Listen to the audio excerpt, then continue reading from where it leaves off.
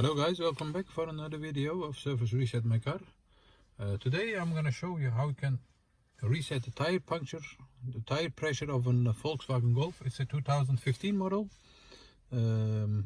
After every change of any tires or a flat tire, you have to reset or reinitialize the new pressure of the tires.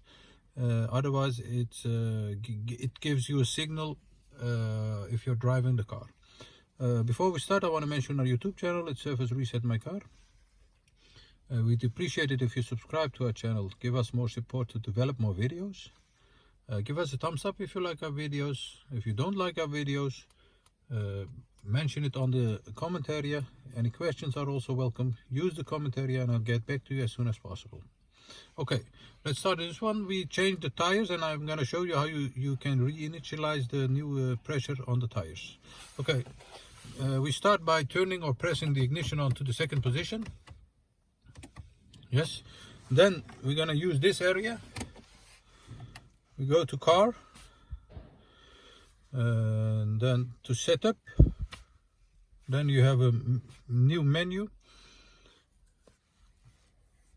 If we scroll up, the second one is tires. Press that one.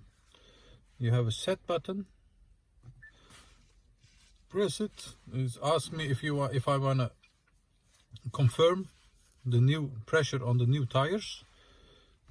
Confirm is the right one, and once you have done that, the new pressure or the new tires is initialized, and you won't get a signal by it's not due yet. Thanks for watching. I hope you enjoyed it. Did you enjoy it? Subscribe to our channel, give us a thumbs up, and hope to see you next time with another video. Thank you. Bye bye.